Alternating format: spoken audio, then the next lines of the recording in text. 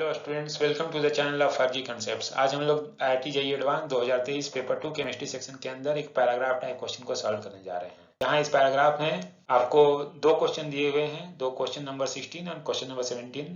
इन दो क्वेश्चन को हम लोग सॉल्व करेंगे और ये एक fill in the blanks type का क्वेश्चन है। फिल इन द ब्लैंक्स, और इस फिल इन द ब्लैंक्स में आपको क्या भरना है, इसमें न्यूमेरिकल आंसर होगा, जिसमें क्या होगा, जिसे आपको 2 डेसिमल प्लेसेस तक राउंड ऑफ करके आंसर लिखना है। ठीक है, तो आइए इस क्वेश्चन को हम लोग सॉल्व करते हैं। सॉल्व करने से पहले हम लोग क्या करेंगे, ये जो पैराग्राफ में जो भी डाटा है उसका हम लोग क्या करेंगे, एक स्कीमेटिक डायग्राम बना लेंगे। इस क्वेश्चन में कह क्या रहा है कि एक कंपाउंड है 135 bis 4 नाइट्रोफिनाइल बेंजीन। तो कंपाउंड का नाम है on complete reaction with excess of SnHCl। इसका रिएक्शन किसे कराया जा रहा है, SnHCl से पहले स्टेप में कराया जा रहा है और जो कि एक्सेस में है। ठीक है, तो वो क्या देता है, मेजर प्रोडक्ट देता है which on treatment with excess of NaNO2 HCl at 0 degree Celsius provides P। ये P कब देता है, जब इसको सेकेंड स्टेप में हम लोग NaNO2 HCl और 0 डिग्री सेल्सियस पर एक्सेस कंडीशन में ये रिएक्शन करते हैं, तब हमें P मिलता है। और P का जो रिएक्शन है, P जो है P upon treatment with excess of water at room temperature. P पर हम लोग excess of water at room temperature जब ट्रीट करेंगे तो इसे क्या मिलता है, प्रोडक्ट Q मिलता है, प्रोडक्ट Q मिलेगा।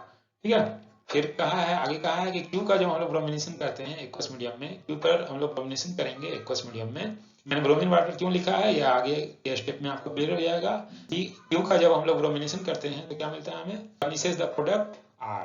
Q का ब्रोमिनेशन करने पर ये प्रोडक्ट R मिलता है। ठीक है, तो यहाँ तक हम लोग R तक पहुंच गए। फिर कह रहा है कि P अपॉन ट्रीटमेंट, ये जो P जो बना था, P upon treatment with excess of phenol under basic condition gives product S। तो P से हमें S बनाना है। कब बनेगा S, जब हम लोग excess of phenol under basic condition में रिएक्शन करेंगे तो इसमें S बनेगा। तो यहाँ तक हम लोग रिएक्शन स्कीम को लिख लिए हैं। अब यहाँ पर एक और डाटा दिया हुआ है, molar mass difference between Q and R। ये डाटा दिया हुआ है, तो Q और R का जो मोलर मास का डिफरेंस है, तो मोलर मास ऑफ Q और R का जो डिफरेंस है, मैंने molar mass of R minus Q लिखा है। ठीक, तो आगे तो एक और डाटा दिया हुआ है, वो molar mass of difference of P and S दिया हुआ है, P एंड S दिया हुआ है। ठीक है, तो मैंने final minus initial molar mass of S minus molar mass of P लिखा है। वो मास कितना है, 172.5 ग्राम पर मोल है। तो ये सारा डाटा को मैंने क्या किया है, स्कीमेटिक डायग्राम में ये लिख दिया है। ठीक है, इसके बेसिस पर अब इसमें दो क्वेश्चन भी दिए थे इस पैराग्राफ के बेस पर, इस स्कीमेटिक डायग्राम में बेस पर दो क्वेश्चन भी हमें आंसर करने हैं। तो दो क्वेश्चन में क्या था, पहला क्वेश्चन नंबर 16 जो था, इस क्वेश्चन नंबर 16 में क्या था, number of heteroatom present in molecule R। ये जो R मॉलिक्यूल है, इसमें नंबर ऑफ हेटेरोएटम पूछा गया है, इसमें नंबर ऑफ हेटेरोएटम पूछा गया है। और ये क्या था, क्वेश्चन नंबर 16 है, ये क्वेश्चन नंबर 16 है आपका। ठीक है, और अगले जो क्वेश्चन था, जो क्वेश्चन नंबर 17 था, उसमें total number of carbon atom plus heteroatom, carbon atom and heteroatom in molecule S में। ये जो S मॉलिक्यूल है, इसमें number of carbon atom, total number of carbon atom plus heteroatom, दोनों का सम पूछा गया है। ठीक है, तो यही हमारा क्या है, यही इंटायर रिएक्शन स्कीम है, और इसमें दोनों क्वेश्चन भी हैं। एक क्वेश्चन नंबर 16 यहाँ पर है और एक क्वेश्चन नंबर 17 भी यहीं पर है। ठीक है, तो इसके बेस पर हम लोग आगे इसे सॉल्व कर सकते हैं। तो आइए इस क्वेश्चन को हम आगे सॉल्व करते हैं। अच्छा, तो इस क्वेश्चन को सॉल्व करने के लिए जो भी पैराग्राफ में दिया हुआ भी इंफॉर्मेशन था, वो मैंने ये स्कीमेटिक डायग्राम में यहाँ पर लिख रखा है। ठीक है, इस क्वेश्चन का जो पहला हमें रिएक्टेंट दिया हुआ था, उसमें क्या था, 135 पे ट्विस्ट लगा था, 1 2 3 4 5 6 है। 1 3 5 1 3 और 5 पे 3 सब्स्टिट्यूएंट है, और इस सब्स्टिट्यूएंट का नाम क्या है, 4 नाइट्रोफिनाइल है। हम लोग बोलेंगे कि 135 ट्विस 4 नाइट्रोफिनाइल बेंजीन। ठीक है, ये रिएक्टेंट दिया हुआ है। तो इस फर्स्ट रिएक्टेंट से हम लोग जब आगे चलेंगे, इस पर हम लोग SnHCl डालेंगे। SnHCl पहले स्टेप में डालेंगे, एक्सेस में क्या हो जाएगा, या नाइट्रो ग्रुप क्या हो जाता है, रिड्यूस होकर NH2 ग्रुप में कन्वर्ट हो जाता है। तो नाइट्रो ग्रुप प्राइमरी एमीन में कन्वर्ट हो जाएगा। तो ये नाइट्रो ग्रुप क्या हो जाएगा, सारे नाइट्रो ग्रुप प्राइमरी एमीन में कन्वर्ट हो गए। तो सारे नाइट्रो ग्रुप को कन्वर्ट करने के लिए हमें क्या लेना होगा, SnHCl को एक्सेस में लेना पड़ा। ठीक है, तो यह रिएक्शन हुआ। फिर इसके बाद हम लोग NaNO2 HCl और 0 डिग्री सेल्सियस एक्सेस में लिया गया है, मतलब ये क्या है, डाई एजुटाइजेशन रिएक्शन है, यह एक डाई एजुटाइजेशन रिएक्शन है। और इसमें क्या होता है, बेंजीन का जो एमीन होता है वो क्या हो जाता है, डाइएजुटाइज हो जाता है। तो ये डाई एजुटाइजेशन रिएक्शन है। ठीक है, तो डाइजोनियम साल्ट बन गया, तो डाइजोनियम क्लोराइड है। तो यहाँ पर 3 NH2 ग्रुप थे, वो तीनों के तीनों क्या हो गए, तीनों डाइएजुटाइज होकर 3 डाइजोनियम क्लोराइड बन गया। ठीक है, तो इसीलिए रिएक्शन कंडीशन क्या लिया गया था, एक्सेस में लिया गया था। यही हमारा क्या है, प्रोडक्ट P है, यही हमारा प्रोडक्ट P है।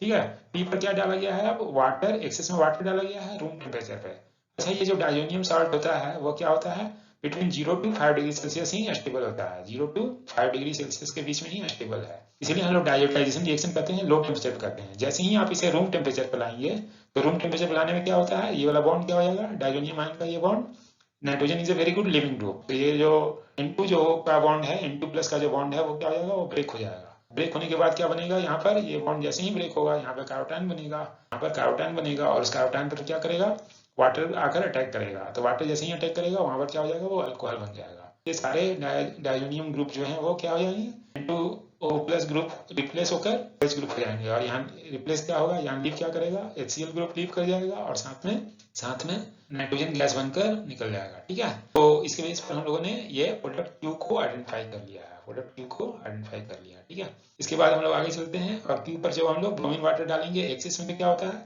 ये नॉर्मल फेनोल का रिएक्शन है, और फेनोल का क्या हो जाता है, इसके ऑर्थो और पारा पोजीशन पे क्या लग जाता है, ब्रोमीन लग जाता है। लेकिन पारा पोजीशन ऑलरेडी ऑक्यूपाइड है, पारा पोजीशन क्या है, ऑलरेडी ऑक्यूपाइड है।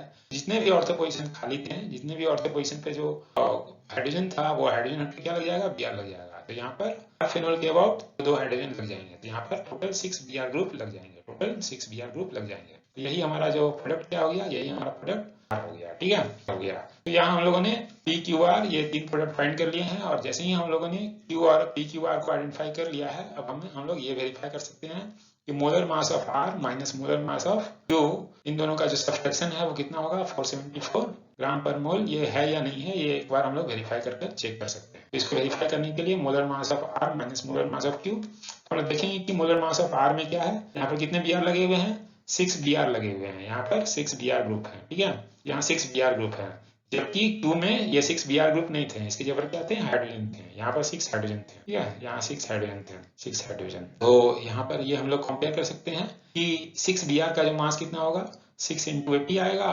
और उसमें से हमें 6 हाइड्रोजन का मास सब्ट्रैक्ट करना होगा, क्योंकि 6 हाइड्रोजन हटकर 6 हाइड्रोजन ग्रुप हटकर क्या लगे हैं, 6 Br ग्रुप लगे हैं। तो 6 Br लगने पर मास कितने से बढ़ जाएगा, 480 से बढ़ जाएगा, 480 से बढ़ जाएगा। ये दोनों कैलकुलेट करने पे कितना आएगा, 480 आएगा। उसमें से 6 हाइड्रोजन लॉस हुए हैं, तो 6 हाइड्रोजन का मास हमें सब्ट्रैक्ट करना होगा। तो इसके बेस पर हमारा फाइनल मास क्या आ गया, difference in mass of molar mass of R and molar mass of Q is 474, जो कि क्वेश्चन में दिए हुए डाटा से मैच हो रहा है। इसके बेस पर हम लोग कह सकते हैं कि हम लोगों ने जो स्ट्रक्चर निकाला है, यहाँ पर ये Q और R का ये स्ट्रक्चर इस डाटा को मैच कर रहा है, मतलब ये स्ट्रक्चर सही है। ठीक है, तो इसके बेस पर अगर ये R का स्ट्रक्चर सही है, तो इसके बेस पर इसमें नंबर ऑफ हेटेरोएटम फाइंड करने के लिए बोला गया है। तो इसमें नंबर ऑफ हेटेरोएटम किसे बोला गया है, other than carbon and hydrogen. तो other than carbon and hydrogen हम देख रहे हैं, यहाँ पर Br लगा हुआ है, यहाँ 2 Br है और एक O है, एक O है। ठीक है, तो इस रीजन में कितने हैं, 3 है, यहाँ पर भी 3 है, और यहाँ पर भी 3 है। तो टोटल कितने हो गए हेटेरोएटम, टोटल 9 हेटेरोएटम यहाँ पर इस क्वेश्चन में दिए हुए हैं। ठीक है, तो इसके बेस पर जो हमारा आंसर क्या आ जाएगा, यहाँ पर 9 हेटेरोएटम हो जाएंगे। Number of heteroatom in R क्या हो जाएगा, तो फर्स्ट क्वेश्चन नंबर जो 16 था उसमें क्या था, number of heteroatom in R molecule में पूछा गया था, तो उसमें कितने हैं, 9 है। ठीक है, तो ये इस क्वेश्चन को हम लोगों ने, ये क्वेश्चन नंबर 16 का एक पार्ट तो हमारा सॉल्व हो गया। ठीक है, तो हम लोग अगले पार्ट पर आते हैं, जब P से हमें S पर जाना है, P से S पर जाना है। ठीक है, तो आइए हम लोग आगे चलते हैं। तो यहाँ पर हम लोग फिर से कहाँ से स्टार्ट करना है, हमें P से स्टार्ट करना है, और P हम लोग ऑलरेडी प्रीवियस स्लाइड में देख चुके हैं कि P क्या है, एक डायजोनियम आयन है ना, तो डायजोनियम है। इसको हम लोग अगले तरीके से लिखें, P का हमें जो रिएक्शन करना है वो excess of phenol under basic condition में रिएक्शन करना है। तो P के स्ट्रक्चर को हम लोग ऐसा लिख सकते हैं, तो P को हम लोग क्या कर सकते हैं, ऐसे भी लिख सकते हैं, P को ऐसा भी लिख सकते हैं, क्योंकि डायजोनियम में N2+ होता है, और N2+ को हम लोग इस तरीके से लिख सकते हैं। ठीक है, ये लीनियर होता है, और ये जो फर्स्ट जो नाइट्रोजन है उस नाइट्रोजन पे प्लस होता है, फर्स्ट नाइट्रोजन पे प्लस होता है, और Cl यहीं पर है, उसके काउंटर आयन है। ठीक है, तो इसके बेस पर अगर हम लोग इसे देखें तो इसमें ये बॉन्ड कैसे टूटेगा, कि यहाँ पर ये वाला बॉन्ड क्या है, ये इसका जो रिलेटिव स्ट्रक्चर बनेगा उसमें नाइट्रोजन अपना प्लस हटाना चाहेगा, और इसके कारण क्या होगा, इसके कारण हम कह सकते हैं कि इस नाइट्रोजन पे क्या आ जाएगा, ये जो टर्मिनल नाइट्रोजन है उस नाइट्रोजन पे क्या आ जाएगा, प्लस चार्ज आ जाएगा। ठीक है, तो ये टर्मिनल नाइट्रोजन ही क्या करेगा, टर्मिनल नाइट्रोजन पे जैसे ही प्लस आ जाएगा वो उसका कपलिंग आगे होगा फिनोल के साथ, एक्सेस ऑफ फिनोल, जो कि माइल्ड बेसिक कंडीशन में हम लोग लेते हैं, क्योंकि हमें कपलिंग रिएक्शन करना है। और इसका जो पारा हाइड्रोजन ही बेसिकली ये हाइड्रोजन हटकर इलेक्ट्रोफिलिक एरोमेटिक सब्स्टिट्यूशन के जैसा ही होता है, इलेक्ट्रोफिलिक एरोमेटिक सब्स्टिट्यूशन के जैसा ही ये होता है। और हम लोग जानते हैं कि under mild basic condition phenol क्या होता है, माइल्डली एसिडिक होता है। तो माइल्ड बेसिक कंडीशन यहाँ पर पीएच हम लोग अप्रोक्सीमेटली पीएच जो अप्रोक्सीमेटली 9 to 11 के बीच में रखते हैं। तो इस केस में क्या होता है, फेनोल अपना OH लूज कर देता है और ये स्ट्रांगली एक्टिवेटिंग हो जाता है और रिंग एक्टिवेटिंग हो जाता है, जिसके कारण पैरा पोजीशन पे क्या होगा, पैरा पोजीशन क्या है, मोर एक्टिवेटिंग हो गया, मोर एक्टिवेटिंग हो गया। तो यहाँ जो माइनस बनेगा और तो पैरा पोजीशन मोर एक्टिवेटिंग हो जाता है, इसलिए कपलिंग का रेट क्या हो जाता है, इंक्रीज कर जाता है। ठीक है, तो यहाँ पर हम देखेंगे कि पैरा पोजीशन से क्या हो जाएगा, यह कपलिंग रिएक्शन है और यह भी एक्सेस में दिया हुआ है, मतलब ये हर जगह पर कपलिंग हो जाएगा। ठीक है, तो हर पोजीशन पर, इस पोजीशन पर, इस पोजीशन पर, हर पोजीशन पर कपलिंग हो गया। ये कौन सा कंपाउंड है, यही हमारा एस है। और ये कंपाउंड क्या था, ये हमारा कंपाउंड पी था। ठीक है, तो हम लोग, हमें पी का भी स्ट्रक्चर पता है और एस का भी स्ट्रक्चर पता है। तो अब हम लोग एक बार वेरीफाई कर लें कि एस और पी के मोलर मास में जो डिफरेंस है वह क्या 172.5 है या नहीं है। ठीक है, तो ये हम लोग वेरीफाई करना चाहेंगे। तो molar mass of S minus molar mass of P लेंगे। तो इन दोनों के मोलर मास में हमें डिफरेंस निकालना है, एस का मोलर मास और पी का मोलर मास। तो हम लोग देखते हैं कि इतना जो पार्ट है, ये जो पूरा डायजो तक का पार्ट है, वो यहाँ पर भी सेम है, यहाँ पर भी सेम है। तो यहाँ पर जो एस का जो मोलर मास है, उसका मोलर मास कैसे इंक्रीज कर रहा है, यहाँ पर Cl को छोड़कर, 3 Cl ग्रुप को छोड़कर, 3 Cl को छोड़कर बाकी जो ये जो मैंने मार्क किया है ना, वो सारा का सारा पार्ट सेम है। तो इसके बेस पर जो एडिशनल पार्ट जो आ रहा है, उस पार्ट को हम लोग आइडेंटिफाई कर लेते हैं। ये 6 कार्बन है, इसमें 6 कार्बन है। हाइड्रोजन कितने हैं, एक यहाँ हाइड्रोजन, यहाँ 2, 3, 4 और एक टर्मिनल OH का हाइड्रोजन। तो टोटल 5 हाइड्रोजन है, यहाँ पर 5 हाइड्रोजन है और एक ऑक्सीजन है।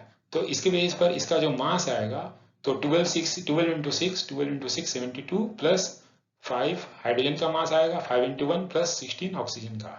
ये मतलब ये एटॉमिक मास का डाटा भी क्वेश्चन में दिया ही हुआ था। ठीक है, तो यहाँ 72 प्लस 5 प्लस 16, ठीक है, 93 हो जाएगा, 93 हो जाएगा। तो यहाँ के कितने से ऐड हुआ है, ऐसे 3 फेनोलिक टाइप के ग्रुप लगे हुए हैं। तो एक 93, ये मास 93 और ये मास 93, ये टोटल 3 टाइम्स 93 आ गया, 3 टाइम्स 93 आ गया। ठीक है, तो इतना मास इसमें ज्यादा है, इसमें ज्यादा है।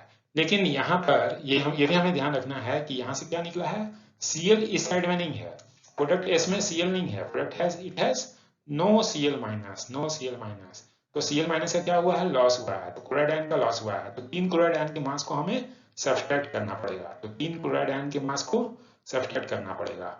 और इसके बेस पर जो हम लोग कैलकुलेशन करेंगे, तो ये जो कैलकुलेशन का जो वैल्यू है वो कितना आ जाएगा, 172.5 आ जाएगा, जो क्वेश्चन में दिए हुए डाटा से मैच हो जाएगा।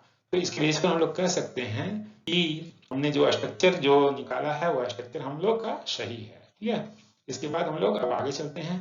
ठीक है, अब हमें क्या करना है ना कि total number of carbon and heteroatom in S में कितने कार्बन हैं और कितने हेटेरोएटम हैं। तो हम लोग कार्बन को पहले काउंट कर ले। कार्बन यहाँ पर क्या है, 6 कार्बन का बेंजीन रिंग, एक बेंजीन रिंग, 2, 3, 4, 5, 6, 7, ठीक है। तो 7 into 6 है, 7 रिंग है और ईच रिंग है 6 कार्बन। तो टोटल कितने हो गए, 42 कार्बन हो गए, 42 कार्बन हो गए।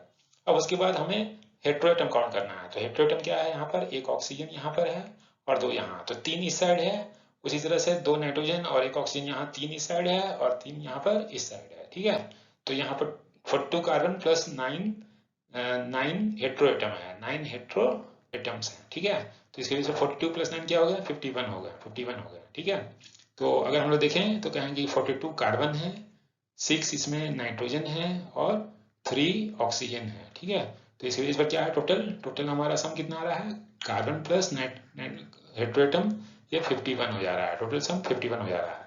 तो इसके बेस पर जो हमारा फाइनल आंसर हो जाएगा, हम लोग कह सकते हैं कि इस स्ट्रक्चर में कितने हैं, टोटल 51 कार्बन एंड हेटेरोएटम्स है। ठीक है, तो ये दोनों क्वेश्चन ने सॉल्व कर लिया है। तो इसके बेस पर क्वेश्चन 16 जो हमारा स्ट्रक्चर R से रिलेटेड था, इसमें टोटल नंबर ऑफ हेटेरोएटम कितने आए हमारे, 9 आए। कि इस साइड में हर जगह 3-3 है और ऐसे 3 पार्ट दिए हुए हैं, 3 पार्ट दिए हुए हैं। तो ठीक से इस पर 9 हेटेरोएटम आ गए इन R।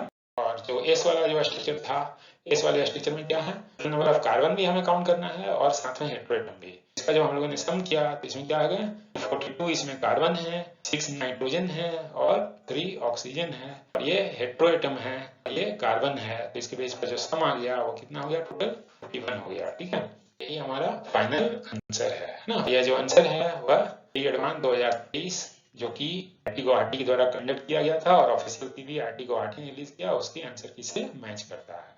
थैंक्स।